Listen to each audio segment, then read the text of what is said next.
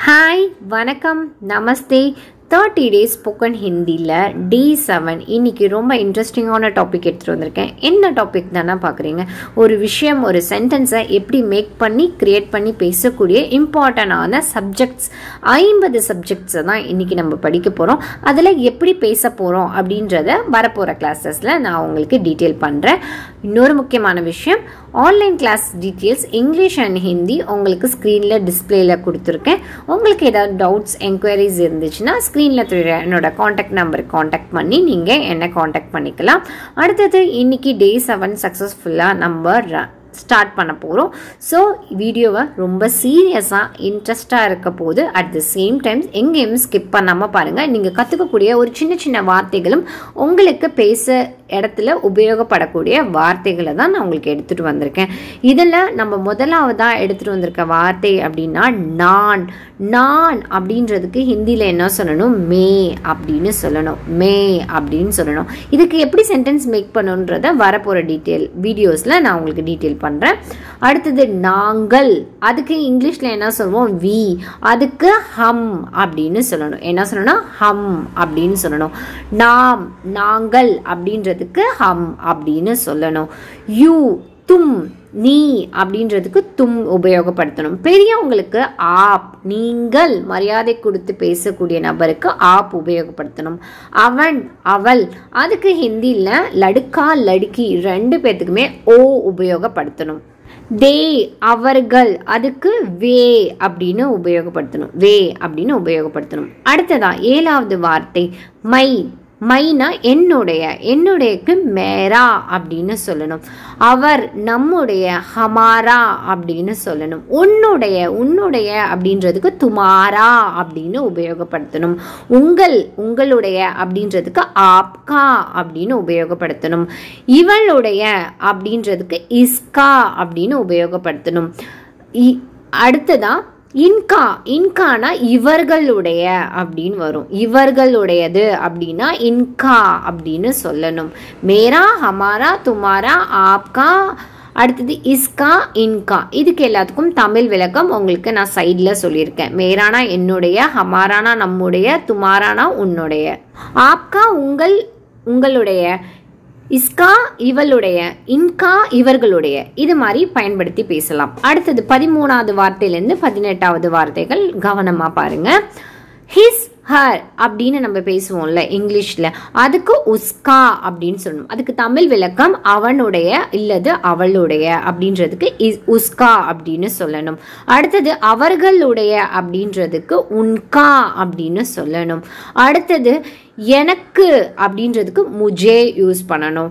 As, அஸ்னா எங்களுக்கு அப்படின்றதுக்கு ஹம்னே, ஹம்கோ அப்படின்னு உபயோகப்படுத்தணும். உனக்கு அப்படின்றதுக்கு தும்னே, தும்கோ அப்படின்னு உபயோகப்படுத்தணும். இதே ரெஸ்பெக்டாக சொல்லணும். உங்களுக்கு அப்படின்றதுக்கு ஆப்கோ அப்படின்னு உபயோகப்படுத்தணும். ஆப் அப்படின்றது ரெஸ்பெக்ட்குரிய வார்த்தை. உஸ்கா, உன்கா, முஜே, ஹம்கோ, தும்கோ, அடுத்தது ஆப்கோ. இது எல்லாமே நமக்கு பேசக்கூடிய முக்கியமான வார்த்தைகள் எங்கெங்கே பயன்படுத்தணும் அப்படின்ற உங்களுக்கு ஒரு கிளாரிஃபிகேஷன் கிடைக்குன்றதுக்கு தான் இங்கே சைடில் இங்கிலீஷ் லெட்டர்ஸும் நான் எடுத்துகிட்டு வந்திருக்கேன். ஹிஸ், ஹர், உஸ்கா, உன்கானா தேர், மீ, முஜே, அஸ் எனக்கு, எங்களுக்கு அப்படின்றதுக்கு ஹம்கோ, ஹம்னே சொல்லலாம். டு யூ, தும்கோ உனக்கு அப்படின்றதுக்கு ஆப்கோனா உங்களுக்கு. ரெஸ்பெக்டான இடத்துல ஆப்கோ அப்படின்னு உபயோகப்படுத்தணும். இதில் கொடுக்கப்பட்ட வார்த்தைகள் எல்லாத்தையுமே நீங்கள் ஒரு தடவைக்கு 2 தடவை நீங்கள் பேச்சு வழக்கில் உபயோகப்படுத்தும் போது உங்களுக்கு ஈஸியாக புரியும். இப்போ அடுத்த சென்டென்ஸ் இவனுக்கு, இவளுக்கு அப்படின்ற போது இசே, இஸ்கோ அப்படின்னு சொல்லணும். இவளுக்கு அப்படின்றதுக்கு இஸ்கோ சொல்லணும். இவனுக்கு அப்படின்றதுக்கு இசே அப்படின்னு சொல்லணும். அடுத்தது இவன்களுக்கு அப்படின்னு நம்ம ஒரு வார்த்தை சொல்லுவோம்ல, இன்கே இல்லைன்னு இன்கோ அப்படின்னு உபயோகப்படுத்தணும்.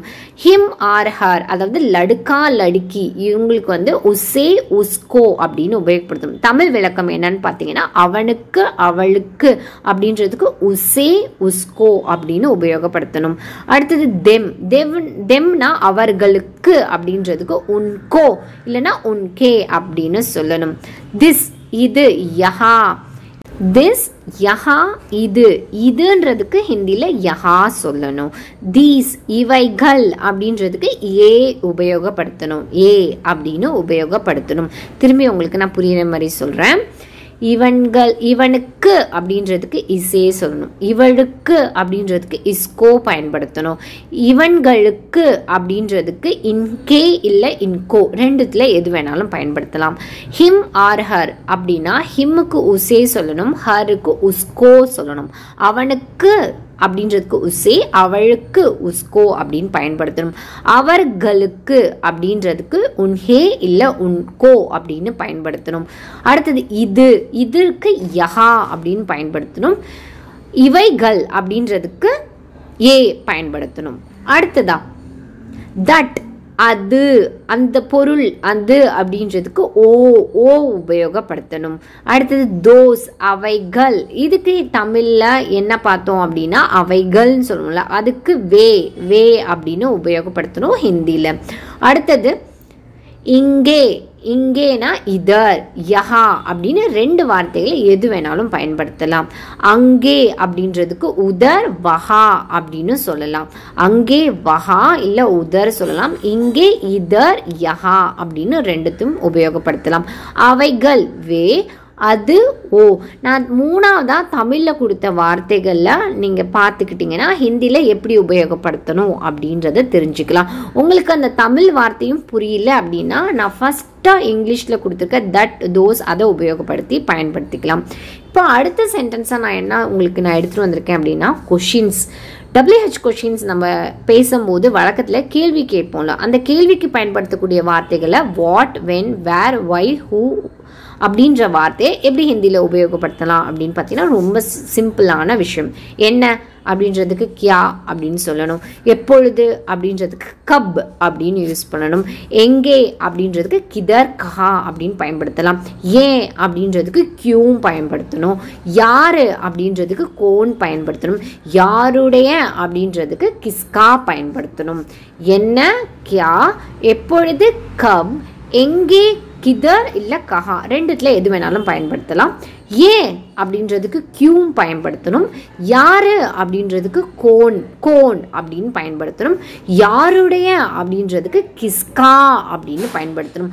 வரக்கூடிய வீடியோஸ் நீங்கள் சப்ஸ்கிரைப் பண்ணிட்டே பார்த்துட்டு வாங்க. இந்த சென்டென்ஸை இந்த வார்த்தைகளை பயன்படுத்தி எப்படி சென்டென்ஸ் மேக் பண்ணுறதுன்றத அடுத்தடுத்த வரக்கூடிய வீடியோஸில் நான் உங்களுக்கு அப்டேட் பண்ணுவேன். ஸோ இந்த வார்த்தைகள் தெரிஞ்சாதான் நம்ம சென்டென்ஸ் மேக் பண்ணுறது ரொம்ப ரொம்ப இம்பார்ட்டன்ட். அதனால தான் வீடியோ ஸ்டார்டிங்லேயே இந்த வீடியோ ஸ்கிப் பண்ணாமல் ரொம்ப இம்பார்ட்டண்ட்டாக சேவ் பண்ணி வச்சுட்டு பாருங்கள். இங்கே கற்றுக்கக்கூடிய வார்த்தைகள் தெரிஞ்சாலே நம்ம ஆல்மோஸ்ட் ஹிந்தி பேச தயாராகிட்டோம் அப்படின்றது தெளிவாக தெரிஞ்சுக்கோங்க. இங்கே கற்றுக்கக்கூடிய 50 வார்த்தைகள் ரொம்ப ரொம்ப இம்பார்ட்டன்ட். நான் அதை திருப்பி திருப்பி சொல்கிறேன். இது ரொம்ப ரொம்ப உங்களுக்கு ஹிந்தி சென்டென்ஸ் மேக் பண்ணுறதுக்கு பயன்படுத்தக்கூடிய வார்த்தைகள். கியா, கப், கிதர், கஹா, கியூ, கோன், கிஸ்கா இந்த வார்த்தைகள் எல்லாமே எப்போ எந்த இடத்துல பயன்படுத்தணும் அப்படின்ற ஒரு விளக்கமும் உங்களுக்கு நான் போக போக வீடியோவில் நான் உங்களுக்கு கிளியர் பண்ணிடுறேன். இப்போ நம்ம கற்றுக்க வேண்டிய WH வெக்காபுலரி வேர்ட் தான் இங்கே நீங்கள் பார்த்துட்ருக்கீங்க. என்ன, கியா, எப்பொழுது, கப், எங்கே, கிதர், கஹா, ஏன் அப்படின்றதுக்கு கியூவும் பயன்படுத்தணும். யாரு அப்படின்றதுக்கு கோன் பயன்படுத்தணும். யாருடைய அப்படின்றதுக்கு கிஸ்கா பயன்படுத்தணும். இப்போ அடுத்ததா ஹூம் யாருக்கு அப்படின்றதுக்கு கிசே, கிஸ்கோ அப்படின்னு சொல்லணும். விச் என்னது அப்படின்றமோல, என்னது அப்படின்னா என்ன சொன்னோம், கோன்சா அப்படின்னு சொல்லணும். கோன்சா இல்லை கிஸ்கா அப்படின்னு சொல்லலாம், தப்பு இல்லை. ஹவு எப்படி நடந்தது அப்படின்னு நம்ம சொல்லுவோம்ல, எப்படி அப்படின்றதுக்கு கேசே அப்படின்னு பயன்படுத்தணும். கேசே அப்படின்னு பயன்படுத்தணும். அடுத்ததா ஹவு மச் எவ்வளவு அப்படின்றதுக்கு கித்தனா அப்படின்னு. இப்போ ஒரு கடையில் போய் ஒரு பொருள் வாங்குறீங்க, அந்த பொருளுக்கு நீங்கள் விலை கேட்கணுன்னா கித்தனா, கித்தனா ரூபாயா அப்படின்னு கேட்கலாம். ஐ ஹாவ் என்கிட்ட இருக்கு. மேரே பாஸ் ஹே அப்படின்னு சொல்லணும். மேரே பாஸ்னா என்கிட்ட அப்படின்னு அர்த்தம். கிசே, கிஸ்கோ இது ரெண்டுமே யாருக்கு அப்படின்னு வர இடத்துல பயன்படுத்தணும். எந்த, விச் அப்படின்றதுக்கு கோன்சா அப்படின்னு பயன்படுத்தணும், இல்லை கிஸ் அப்படின்னு பயன்படுத்தலாம். எப்படி அப்படின்றதுக்கு ஹவு அப்படின்னு நம்ம இங்கிலீஷில் சொல்லணும்ல. இதுக்கு ஹிந்தியில் எப்படி சொல்லணும்? கேசே. கேசே எப்படி இருக்க அப்படின்றதுக்கு கேசே ஹே அப்படின்னு சொல்லணும். அடுத்தது எவ்வளவு, எவ்வளோ ஆச்சு அப்படின்னு நம்ம கேட்போம்ல தமிழில். அதுக்கு கித்தனா ஹோவா, கித்தனா அப்படின்னு சொல்லணும். என்கிட்ட இருக்கு, என்கிட்ட அப்படின்றதுக்கு மேரே பாஸ். ஆப்கா பேட்டா மேரே பாஸ் ஹே அப்படின்னா உங்கள் பையன் என்கிட்ட இருக்கான் அப்படின்னு அர்த்தம். ஐ ஹாவ் மை பென், என்கிட்ட என்னோட பெண்ணு இருக்கு. மேரே பாஸ் மேரா கலம் ஹே அப்படின்னு சென்டென்ஸ் மேக் பண்ணி பேசலாம். நீ யாருக்கு, என்ன, எந்த, எப்படி, எவ்வளவு, என்கிட்ட, இந்த வார்த்தைகள் எல்லாத்தையும் ஹிந்தியில் நான் உங்களுக்கு விளக்கம் கொடுத்துருக்கேன். இந்த ஹிந்தி விளக்கத்தில் சென்டென்ஸ் எப்படி மேக் பண்ணுறதுன்றத நான் வரப்போகிற வீடியோவில் உங்களுக்கு எப்படி மேக் பண்ணணும் அப்படின்றத சென்டென்ஸை நான் கிளியராக சொல்லி கொடுப்பேன். ஸோ ரொம்ப இன்ட்ரெஸ்டான இந்த வார்த்தைகள் எல்லாத்தையுமே கம்பல்சரி நீங்கள் மெமரி பண்ணுறது ரொம்ப ரொம்ப இம்பார்ட்டன்ட். இந்த வெக்காபுலரிஸ் தெரிஞ்சாலே உங்களால் சீக்கிரம் பேசுகிறதுக்கு சுலபமான விஷயமா இருக்கும். அடுத்த வார்த்தை நம்ம கிட்ட அப்படின்றதுக்கு ஹமாரே பாஸ். ஏன் கிட்ட அப்படின்றதுக்கு மேரே பாஸ் சொன்னோம்ல, நம்ம கிட்ட அப்படின்ற போது ஹமாரே பாஸ். அதனால தான் வீடியோட ஃபர்ஸ்ட்டில் வி யூ தே அப்படின்ற வார்த்தைக்கு நான் எப்படி ஹிந்தியில் சொல்லணும்னு சொன்னல, அதை கொஞ்சம் டீட்டெயிலாக I have, we have, you have அதை எப்படி சொல்லணும் அப்படின்றத தான் பார்க்க போகிறோம். ஹமாரே பாஸ் நம்ம கிட்ட, துமாரே பாஸ் உன்கிட்ட, ஆப்கே பாஸ் உங்ககிட்ட, இவன் கிட்ட அப்படின்றதுக்கு இஸ்கே பாஸ், இவகிட்ட அப்படின்றதுக்கு இஸ்கே பாஸ். ரெண்டுத்துக்குமே இஸ்கே பாஸ் தான் சொல்லணும். அடுத்தது இவங்க கிட்ட அப்படின்றதுக்கு இன்கே பாஸ் அப்படின்னு சொல்லணும். ஹி ஹாஸ், ஷீ ஹாஸ், உஸ்கே பாஸ் அவன்கிட்ட இல்லை அவகிட்ட, ரெண்டுத்துக்குமே உஸ்கே பாஸ்னா உபயோகப்படுத்தணும். ஹமாரே பாஸ்னா நம்ம கிட்ட, துமாரே பாஸ்னா உன்கிட்ட, ஆப்கே பாஸ்னா உங்ககிட்ட, இஸ்கே பாஸ்னா இவன்கிட்ட, இன்கே பாஸ்னா இவங்க கிட்ட, உஸ்கே பாஸ்னா அவகிட்ட இல்லை அவன்கிட்ட அப்படின்றதுக்கு உபயோகப்படுத்தணும். அடுத்தது தே ஹாவ் அப்படின்னா உன்கே பாஸ் அவன்கள் கிட்ட அப்படின்னு சொல்லணும். வித் மீ மேரே சாத், with me he is with me அப்படின்னா அவன் என்கிட்ட இருக்கான் அப்படின்னா மேரே சாத் அப்படின்னு உபயோகப்படுத்தணும். பாஸ் அப்படின்றது என்கிட்ட அப்படின்றதுக்கு வித் மீ அப்படின்னா சாத் உபயோகப்படுத்தணும். எங்கெல்லாம் வித் உபயோகப்படுத்துகிறோமோ அங்கெல்லாம் சாத் யூஸ் பண்ணணும். ஹமாரே சாத், துமாரே சாத், துமாரே சாத்துனா உன் கூட, ஹமாரே சாத்தினா எங்க கூட, மேரே சாத்துனா ஏன் கூட, உன்கே பாஸ்னா அவங்க கிட்ட அப்படின்ற சென்டென்ஸ். இப்போது நம்ம கற்றுக்கிட்ட இந்த 50 வார்த்தைகள் எல்லாத்தையுமே உங்களுக்கு ஸ்டார்டிங்கில் பேசிக்ஸ் கண்டிப்பாக தெரிஞ்சுக்கக்கூடிய இம்பார்ட்டண்டான வார்த்தை. இது தெரிஞ்சாலே எங்கே பாஸ் உபயோகப்படுத்தணும், எங்கே சாத் உபயோகப்படுத்தணும் அப்படின்ற உங்களுக்கு ஒரு டிஃப்ரென்ஸ் தெரிஞ்சிருக்கும். வித்னா என் கூட, இந்த கூட வருதுல்ல அப்பெல்லாம் சாத்து உபயோகப்படுத்தணும். கிட்ட அவங்க கிட்ட அப்படின்னும் போது பாஸ் உபயோகப்படுத்தணும். துமாரே சாத் அப்படின்னா உன் கூட அப்படின்னு வரும். தே ஹாவ் உன்கே பாஸ் அவங்க கிட்ட அப்படின்றதுக்கு உன்கே பாஸ். வித் மீ என் கூட, மேரே சாத் எங்க கூட, ஹமாரே சாத் உன் கூட, துமாரே சாத். இந்த சாத் எங்கெல்லாம் பயன்படுத்தணும் அப்படின்றத இப்போ உங்களுக்கு விளக்கமாக புரிஞ்சிருக்கும். ஹிந்தி பேச ஸ்டார்டிங்கில் கற்றுக்கும் போது நம்ம எங்கே பாஸ் உபயோகப்படுத்தணும், எங்கே சாத்து உபயோகப்படுத்தணும், இது எல்லாமே ஓரளவுக்கு சிமிலராக இருக்கிற மாதிரி தெரியும். ஆனால் இங்கிலீஷில் நான் கொடுத்துருக்க விளக்கத்தில் இப்போ உங்களுக்கு கிளியராக புரிஞ்சிருக்கும். அதனால் சைடில் இங்கிலீஷ் அண்ட் தமிழில் நான் கொடுத்த இந்த டீட்டெயில்ஸை வச்சு இந்த 50 வார்த்தைகள் கண்டிப்பாக நீங்கள் லேர்ன் பண்ணி தெரிஞ்சுக்கிட்டாலே சென்டென்ஸ் மேக் பண்ணுறது ரொம்ப ஈஸியாக இருக்கும். ஸோ இந்த 30 டேஸில் என்னோட முக்கியமான வெக்காபுலரி கிளாஸஸில் இந்த வார்த்தைகள் கற்றுக்கிறது ரொம்ப ரொம்ப இம்பார்ட்டன்ட். இது தெரிஞ்சாலே போதும், சென்டென்ஸை மேக் பண்ணி ஓனாக சென்டென்ஸ் க்ரியேட் பண்ணி பேசுகிறது ரொம்ப ரொம்ப ஈஸியான விஷயமா இருக்கும். திரும்பி உங்களுக்கு ரிவைஸ் பண்ணுறேன். உன்கே பாஸ் அவங்க கிட்ட, மேரே சாத் என் கூட, எங்க கூட ஹமாரே சாத் उन கூட, तुम्हारे साथ उनके पास, मेरे साथ हमारे साथ துமாரே சாத். இந்த சாத் பாஸ் எங்க உபயோகப்படுத்தணும் அப்படின்ற டிஃப்ரெண்ட் உங்களுக்கு புரிஞ்சாலே போதும், சென்டென்ஸ் மேக் பண்றது ரொம்ப ஈஸியா இருக்கும். இப்போ அடுத்தது என்ன கத்துக்க போறோம் அப்படின்னு பாத்தீங்கன்னா, போனஸா 21லேருந்து 30 வரைக்கும் நம்பர்ஸ் நேம் கத்துக்க போறோம். நேத்திக்கு கிளாஸ்ல 11லேருந்து 20 வரைக்கும் சொல்லி கொடுத்தேன். இன்னைக்கு 21லேருந்து 30 வரைக்கும் கத்துக்க போறோம். ரொம்ப ரொம்ப இம்பார்ட்டன்ட். நம்பர்ஸ் நேம் ஹிந்தியில தெரிஞ்சுக்கிறது ரொம்ப ரொம்ப இம்பார்ட்டன்ட்.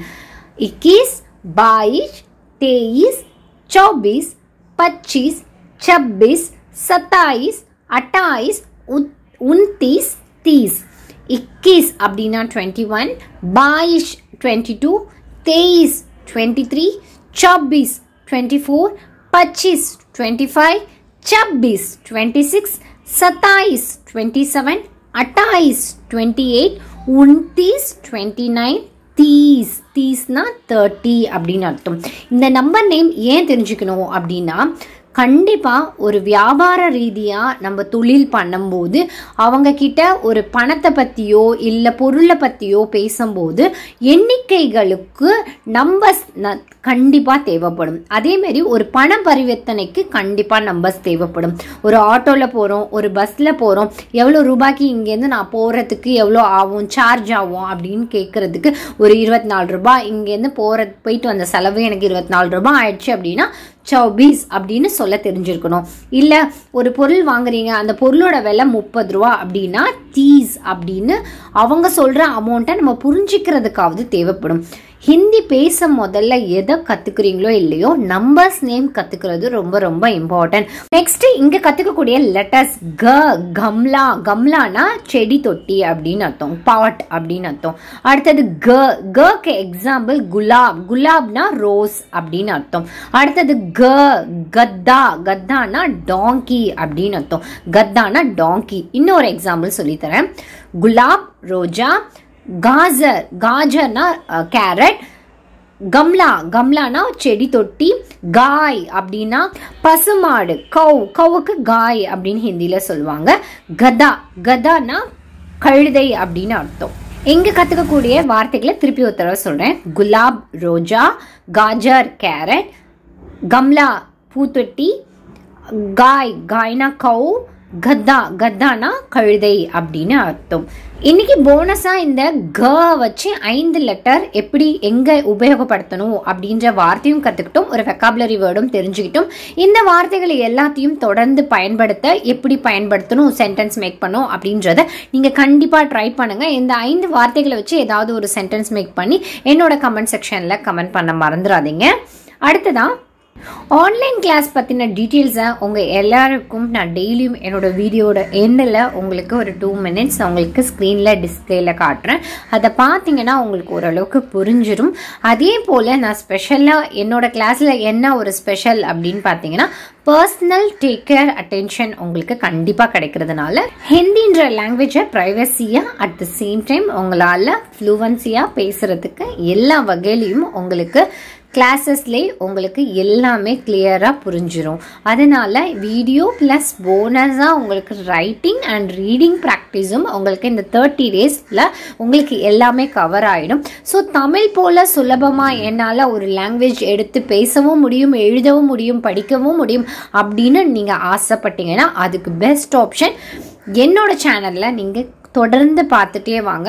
உங்களுக்கு ஹிந்தி ஸ்போக்கன் மட்டும் சொல்லிக் கொடுக்கல, ஹிந்தி ரைட்டிங் ரீடிங்கும் போனஸாக உங்களுக்கு இந்த 30 daysலேயே கிளாஸஸ்லாம் முடிச்சிடும். இன்னும் என்ன வெயிட் பண்ணிட்டு இருக்கீங்க? உங்களுக்கு ஃப்ரீ பிளாட்ஃபார்மில் யூடியூப்ல இந்த அளவுக்கு உங்களுக்கு நான் சொல்லிக் கொடுக்கும்போது பர்சனல் அட்டென்ஷனாக ரைட்டிங் ஆன்லைன் கிளாஸஸ் உங்களுக்கு அவைலபிளாக இருக்கும்போது அதையும் ஆப்பர்ச்சுனிட்டியை யூஸ் பண்ணிப்பீங்கன்னு நினைக்கிறேன்.